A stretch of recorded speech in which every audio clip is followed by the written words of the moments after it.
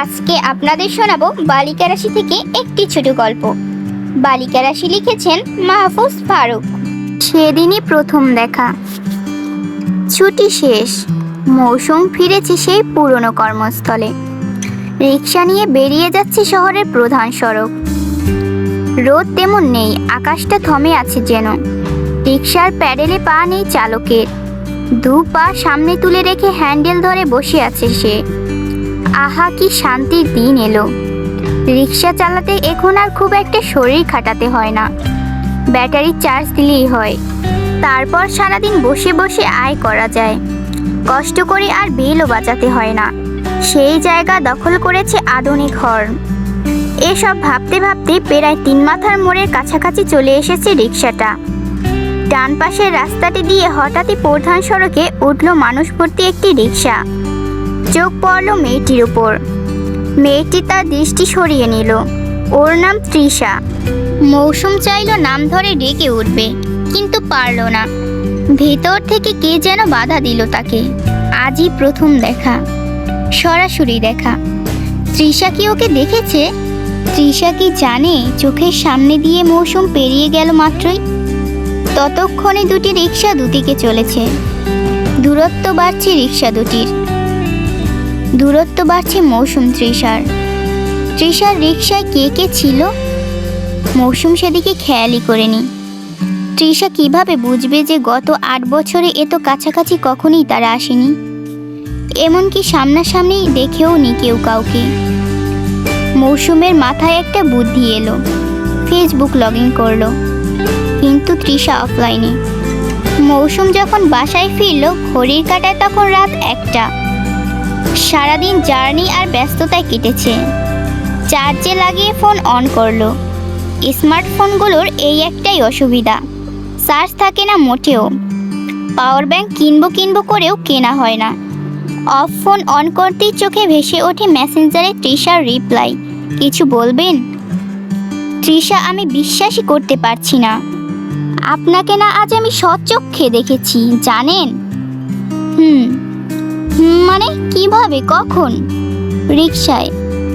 তাহলে বললেন না কেন? কিভাবে বলবো? এখন যেভাবে বলেছেন মেসেঞ্জারে। তৃষা হেসে উঠল। হাসছেন যে? তৃষা আবার অফলাইনে। স্ক্রিনে ভেসেছে অন্য একটা SMS। ফোন বন্ধ কেন? জরুরি কথা আছে, প্রিয়তা পাঠিয়েছে। না জানি কি বিপদে আছে কে জানে। প্রিয়তাকে ফোন না করলেই নয়। ফোনের অপর প্রান্ত থেকে প্রিয়তার জিজ্ঞাসা, কি হলো, ফোন বন্ধ করে রেখেছিলে কেন? না মানে চার্জ ছিল না। সে আমি জানি, চার্জ ছিল না নাকি ফোনে অন্য সিম তুলে কারোর সাথে কথা বলছিলে। এখন আমার কথা শোনো, বিয়ের দিন কিন্তু ঘনিয়ে এলো, তাড়াতাড়ি প্রস্তুতি নাও। ঠিক আছে। তুমি কি এটা বলার জন্য ফোন করেছিলে? নয়তো কি? আচ্ছা বুঝলাম। এরপর আর কথা এগোলো না। প্রিয়তার চোখে মুখে বিয়ের আনন্দ, মৌসুমের কপালে চিন্তার ভাঁজ। প্রিয়তা কি মৌসুমকে ভালোবাসে? ধুর ছাই, 2 দিন বাদে তো ওর বিয়ে। সে দাওয়াতও দিয়ে রেখেছে মেয়েটার সাথে কিভাবে মৌসুমের এত বন্ধুত্ব হয়ে উঠল? মৌসুমের কোনো বন্ধু নেই। বন্ধুহীন জীবন খুব একটা মন্দ চলছিল না, কিন্তু হঠাৎ করে বন্ধু জুটে যাওয়াটাও তার জন্য অনেক কাজের। প্রয়োজনে অপ্রয়োজনে অনেক চিন্তা ভাগাভাগি করতে পারে। সিদ্ধান্ত গ্রহণেও সহযোগী হয় প্রিয়তা। মেয়েটা মেধাবী, মিশুকো।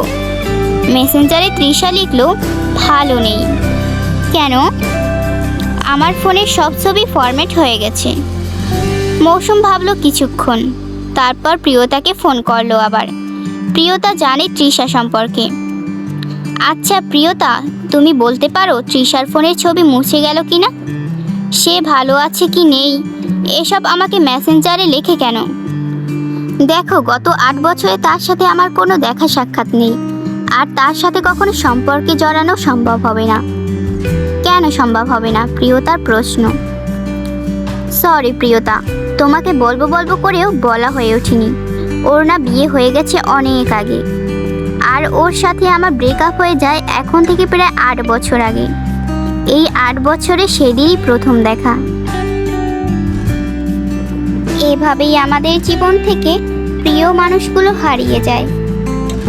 হয়তো অনেক বছর পর দেখা হয় কোনো এক শহরে, কিন্তু সেই আগের মতো করে নয়। দেখা হলেও হবে না কথা।